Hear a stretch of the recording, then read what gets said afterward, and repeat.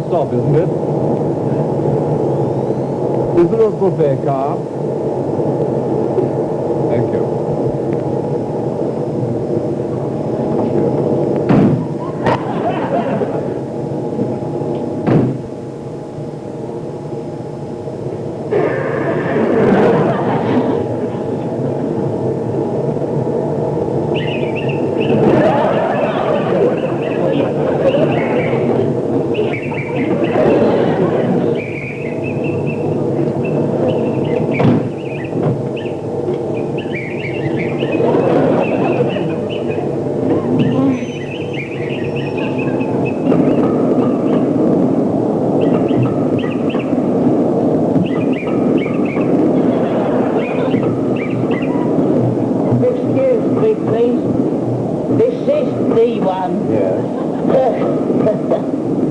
This seat's reserved for me. First class in 50 years. I'm done with that. I'm 65, I must retire. Compulsory, at 65. I'd like to decide. Too right, my son. I'm young at heart. Me lips are fit for all my teeth. I'll punch a ticket just as well as any lad. I'm sure you do. I'm sure you do. Being old enough, the 50s began to steam. The flying stock, the golden shot, all over them all. Tremendous fun it must have been. Here it is.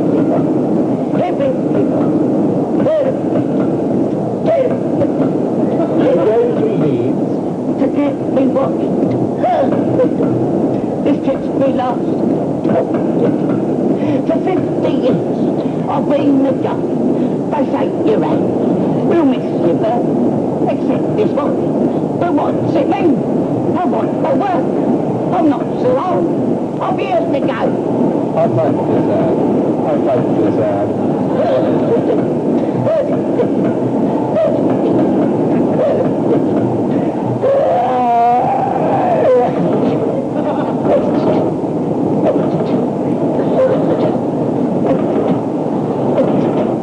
Give us it.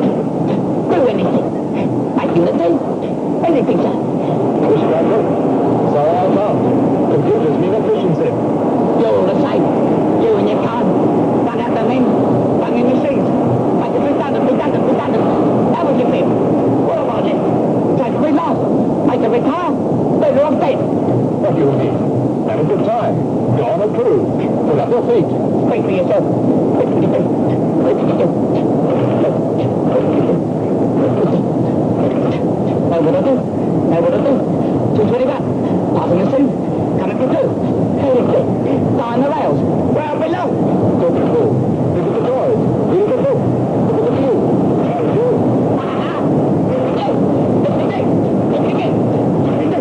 Listen comes out. Right on the top. Never been late. Right at the helm. What did he do? What did he do? What did he do? This is the car. What am I going to think? What do I do now? Stop it, I want. That is for you.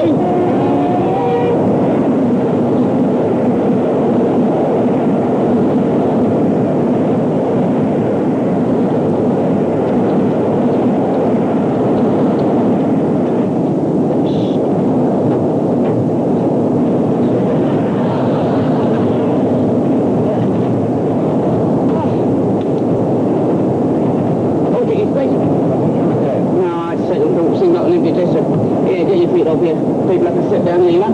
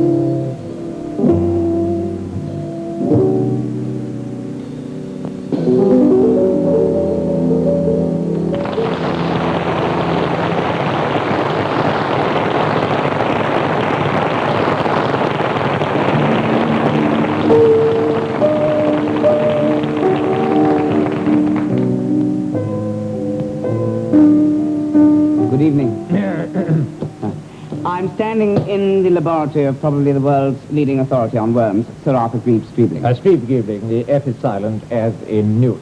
Oh, I'm so sorry, Sir Arthur Greaves-Streebling. That's all right.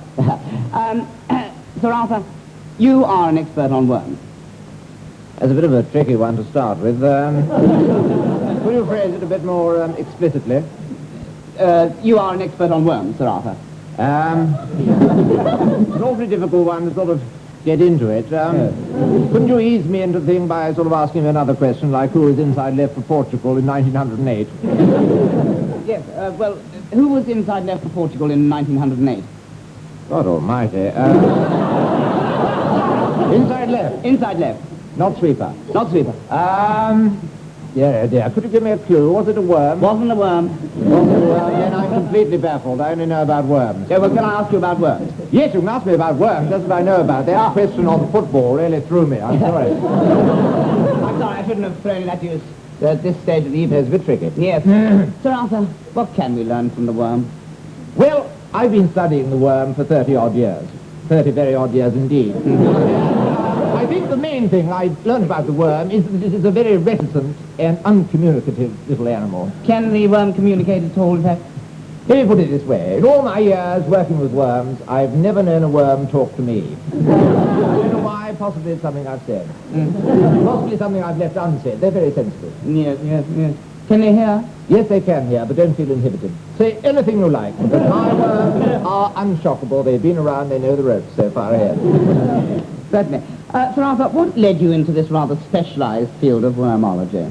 I think it was my father who was responsible both for me and my interest in worms. My father, Sir Justin Streeb-Greebling, who, as you know, discovered the world's longest recorded worm. How long was that?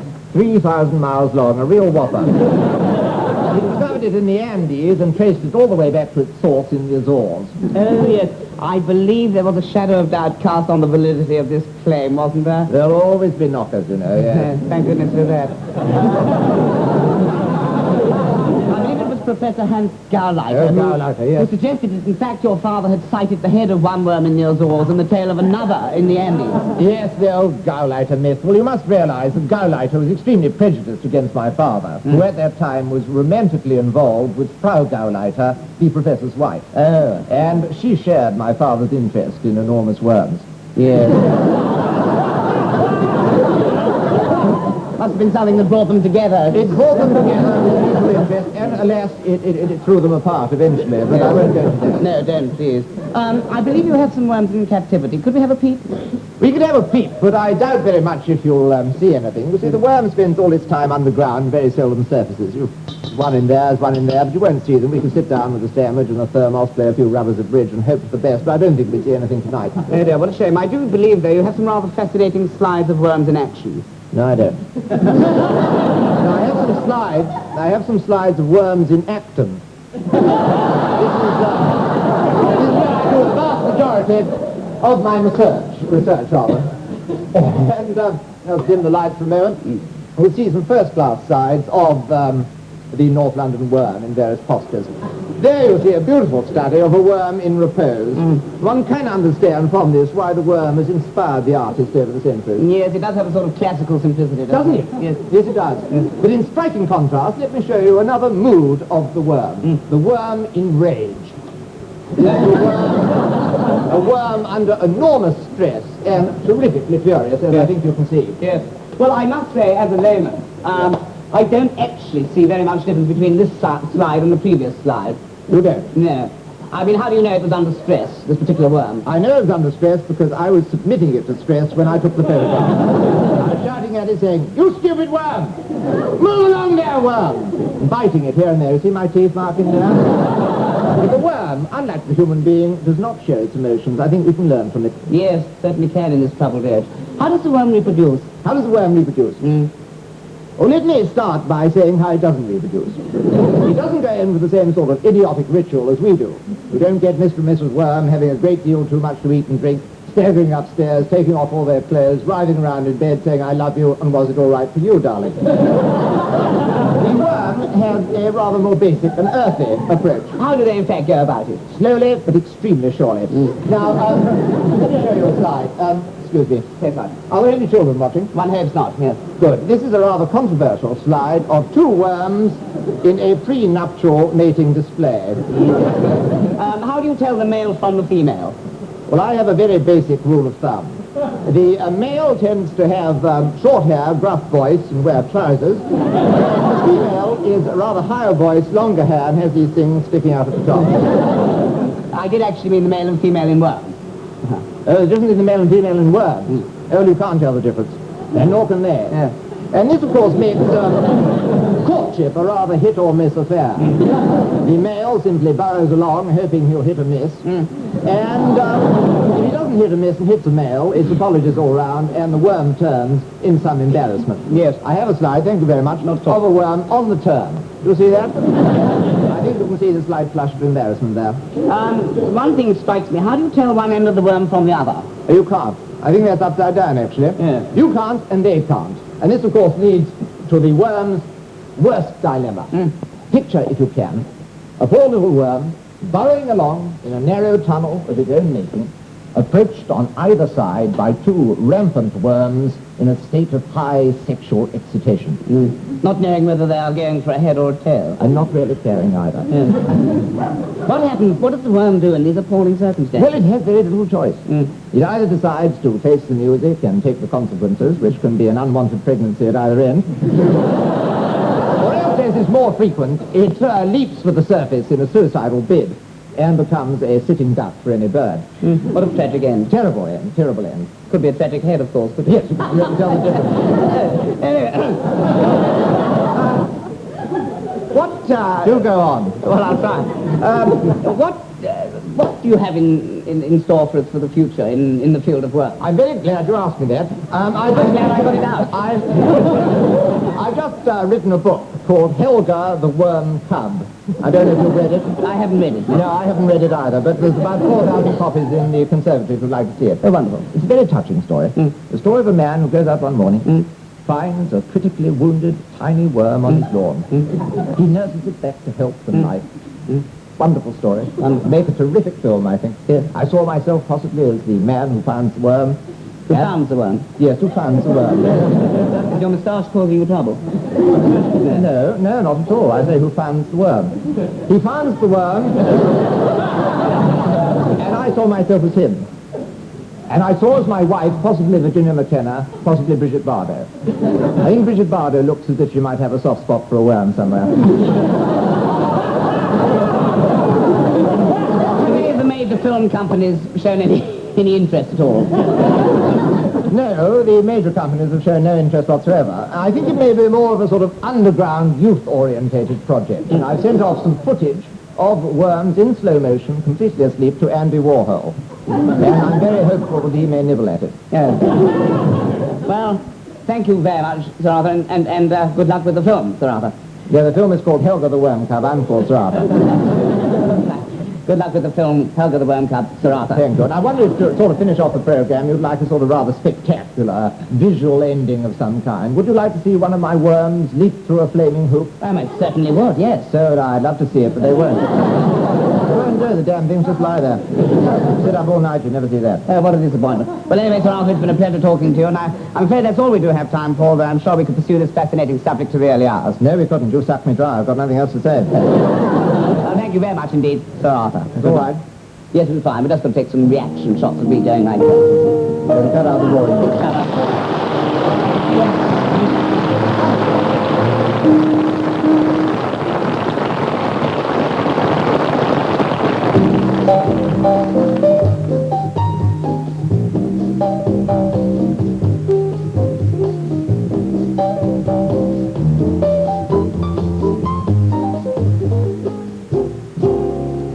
Look of love is in your eyes.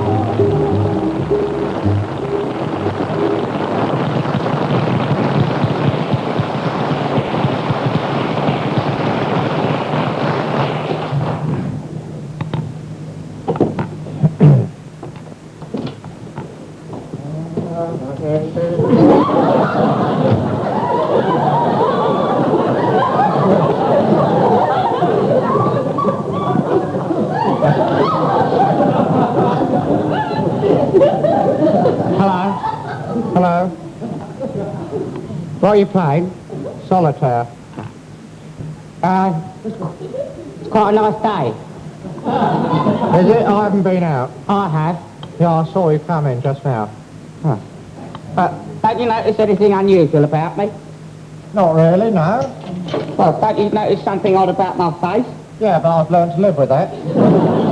Do I detect a stubborn resistance on your part to acknowledge the fact that I am sitting here in front of you blacker than the ace of spades?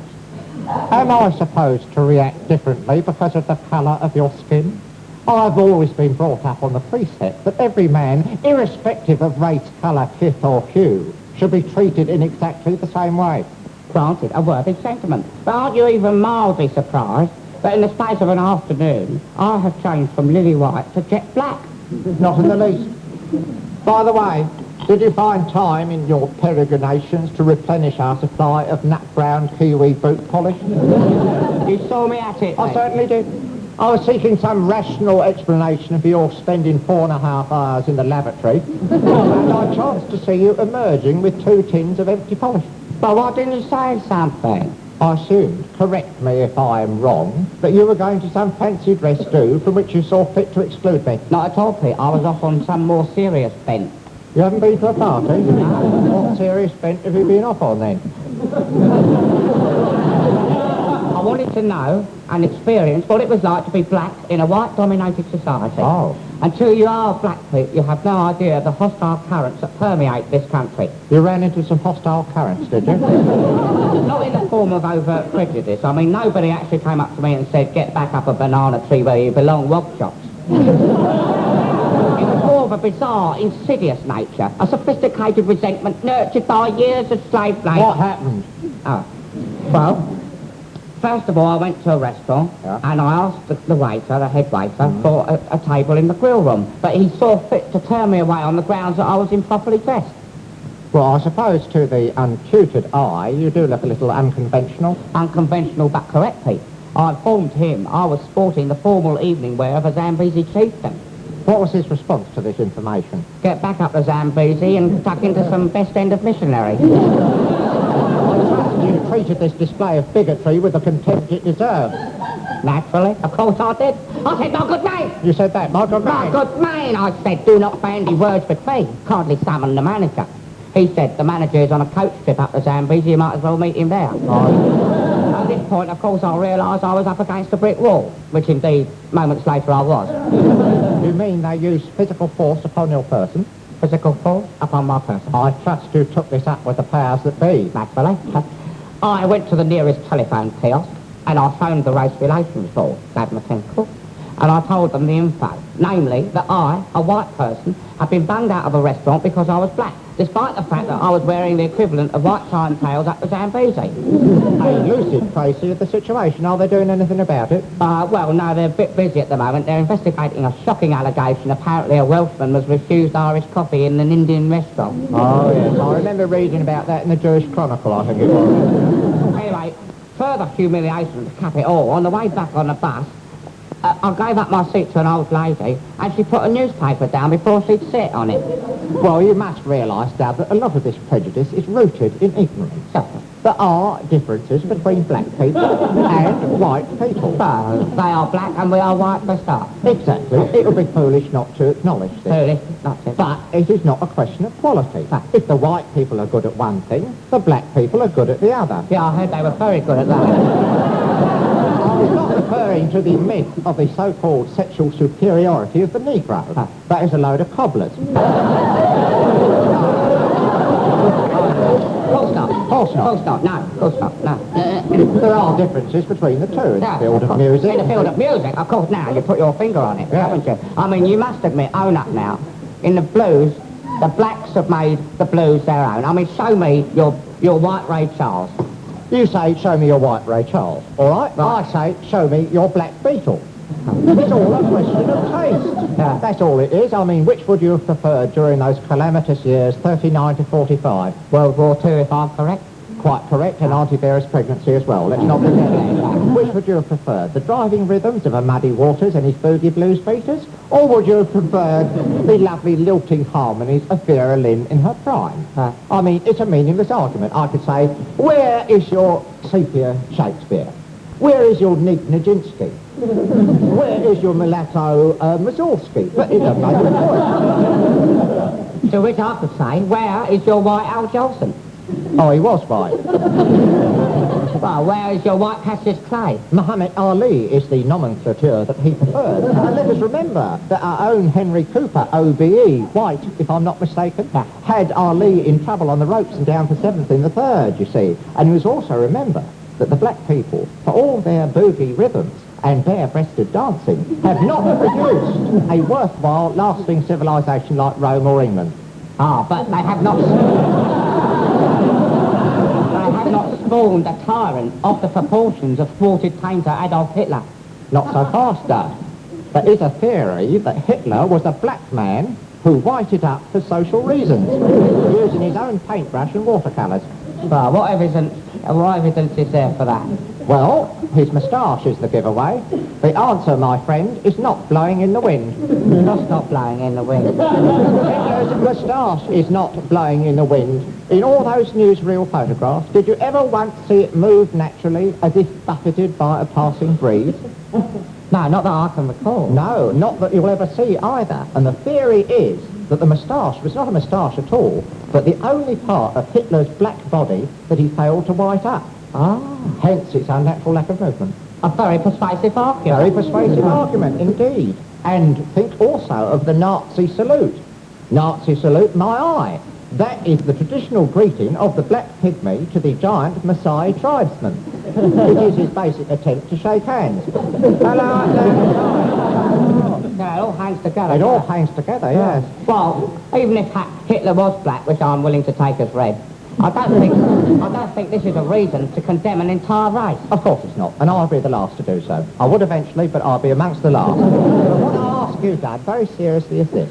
If you had a daughter, which God forbid, if you had a daughter, I'm sure he will, but if you had a daughter, would you allow her to marry a person who wandered round covered in kiwi boot polish? Well, I'll cross that bridge when I'll get to it. But I must tell you, Pete, that being black, I feel much better in myself. I feel stronger, my teeth are whiter, there's a certain liveliness in my gait, a certain animal power in my movement. This is merely superficial.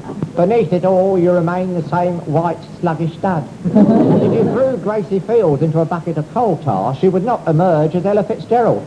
Young, gifted and black, that's where it's at. You're likely to remain that way as well. Have you read the warning underneath the tin? What's it say? This polish is long-lasting and deep penetrating. I can wash it off. Also, it is waterproof. Do not apply to any part of the body other than the shoe. I think you'll find it's probably in there for life. You'll have a wonderful time, of course, touring the world in a circus.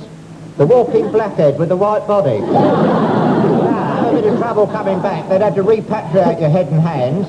They might allow your body in as a dependent, I suppose. Take a pinch of white, man. Add a bit of blue black. Take a bit of blue black.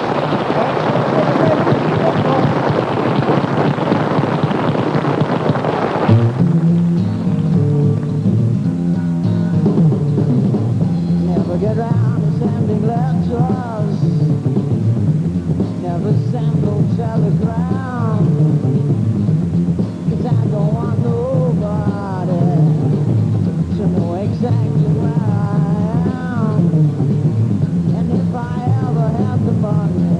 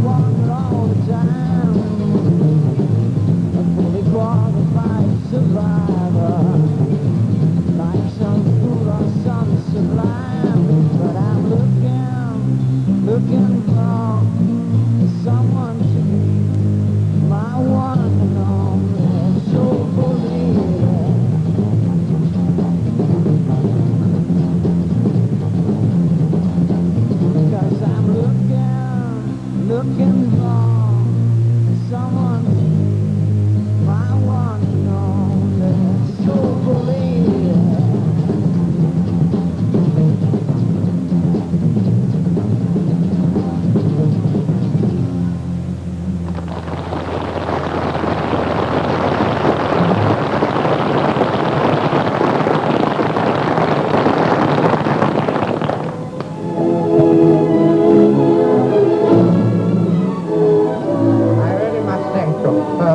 Delicious meal. The duck was absolutely delicious, wasn't it? Superb. Yeah. There's nothing I enjoy more than Yeah. a good bit of duck of an evening, Yeah. a glass of drink and some decent conversation. Yes. I think the tragedy, apart from this wine going down my suit, the tragedy of modern life, you know, is that most people have lost the art of conversation. Completely lost. I mean, ordinary people at work, I don't know what they do. What do they work at these days? I don't know, sell lampposts. Sell lampposts or redecorate sheep or whatever it is. They come home from their work, they plonk themselves down in front of the television. They will say a blind word. Yeah, I refuse to have a television in the house. That's right. I put it at the bottom of the elderberry bush, and Cynthia is glued to it every evening. Well, it's a woman's medium, isn't it? Would you like a... Would you like another drop of brine? I'd love some, yes, thank What do you you. prefer, red or white? I don't mind, doesn't really matter, I'm colourblind. Rosé, that always goes well with everything. Wonderful. Rosé goes well with everything, that's what I always say. Hey! Would you get us another bottle of rosé at the double, extra table? That's a good Yes, yes, Haynes, would you make that a barrel? Tipping backwards and forward, yes. Well, cheers, and it's lovely to see an old friend again. Oh, blast, I've missed my mouth again. You keep missing your mouth. Yeah. Look, if it's any help, the pinpoint of your mouth is almost directly beneath your nose. Yeah, well, that's the trouble, I can't see it, my nose gets in the way. I have the same trouble, you know. I must say you're a thought. Almighty God. That's what it's called. Almighty God. To use the thought. Is it a thought that Almighty God, in his almighty wisdom, It and is- let's grant him that, Well, why not? his almighty wisdom would have had the decency and sense to make the nose go inwards so you'd know where your bloody mouth was. Ordinary business, really. Do you remember this club in the old days? I'll never forget it, in the 30s, Yes. 40s and the ones. Yes. I know you could come to town, mix with literary A circles. wonderful conversation, Yes. all of them. Heard that. You could come in up, and you could see Augustus John rubbing shoulders with a Nona Wind.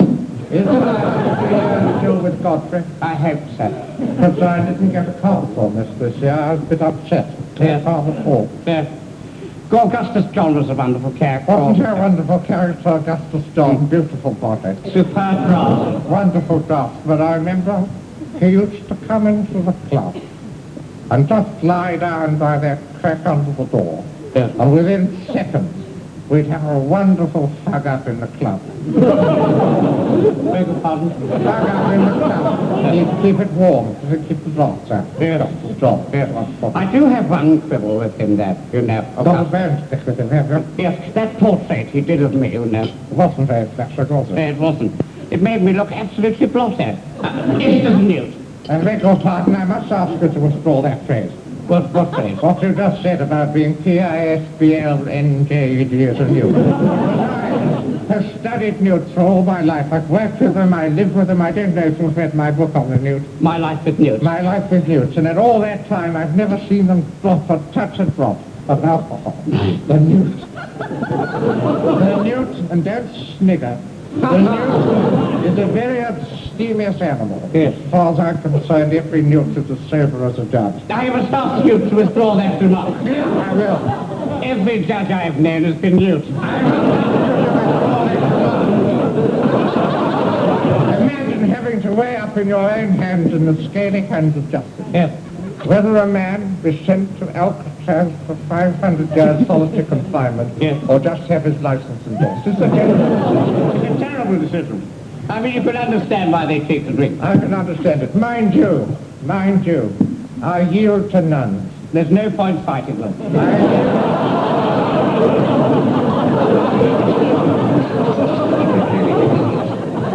Checkmate.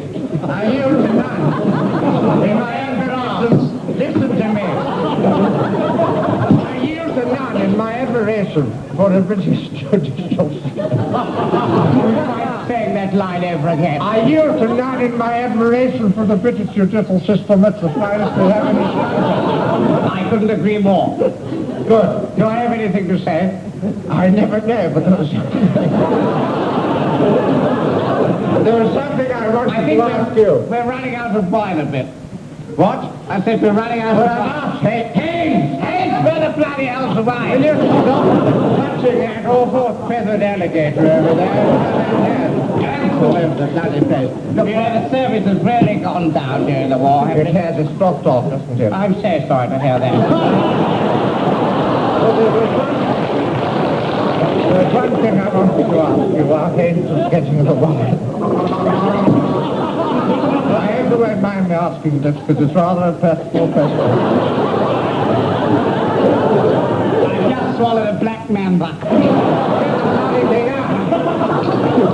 Members all over this. Do you mind me asking a rather a personal question? Just try and have some wine, please, thank you. You promise you won't be offended, because it is rather a personal question. You want to ask me a personal question? Can I ask you a personal question? Please do. I won't be offended. I wanted to ask you this for many years, but I held back because I didn't want to offend you. What offence for? They can't ask each other personal questions. What offence for? You promise you won't be offended if I ask you. Absolutely not. Well, who the bloody hell are you? That's a tricky one. Look, I'll tell you what I'll do. I'll sleep on it, and I'll see you here same time tomorrow, and I'll try and come up with something.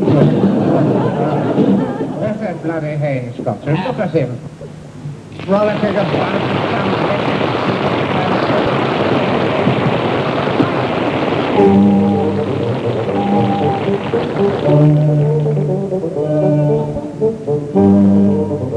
Good evening and welcome to the 900th edition of Poets Cornered, in which poets improvise verse on the spot. Tonight our guests are Mr. Dudley Moore and the man who has been described as the Shelley of Sydney, the Bard of Brisbane, none other than Barry Humphries. Should any of us fail to come up with improvised rhymes, we'll be plunged into this vat of BBC foam. So let's start right away on rather a romantic note. Eliotesque in its feeling. Leaf-like through the mazes of my mind there wandered gloomy Dan. Dan stands for Daniel. Daniel, so called, for so much did he resemble that old spaniel who dissembled my family then. It knows this man, for Daniel was his name. And all the Daniels of the time, they looked all just the same. They had a tightly knitted nose and nostrils wide and fraught. They moved like aspens through the dark, where aspens never ought. For aspen trees are wont to freeze, stand still, remain aloof. And where the aspen stands, in Hampstead Heath or Wimbledon, there stands inevitably the poop. Whom I would, as Citizen of this great realm of art, deny him nothing, for he likes a few flowers.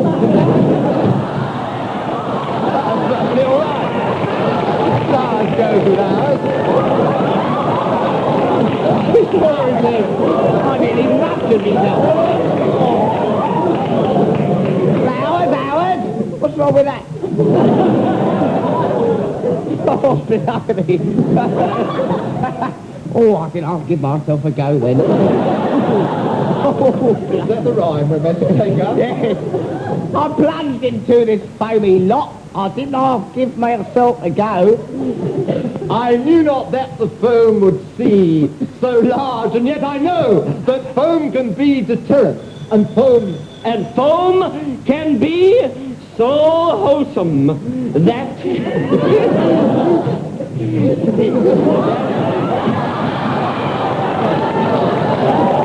bet they do, Ian. He's gone forever. I've bobbed it away.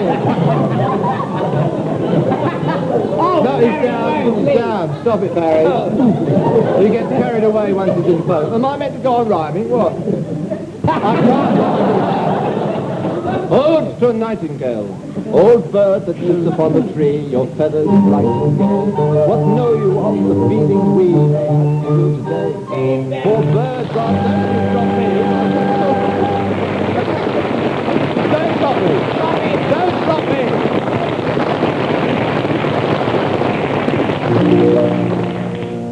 Now is the time to say goodbye. Now is the time to yield their sigh. Follow that, Lee Marvin. Now is the time to win away. Until we meet again, some sunny day. Chop, chop, chop.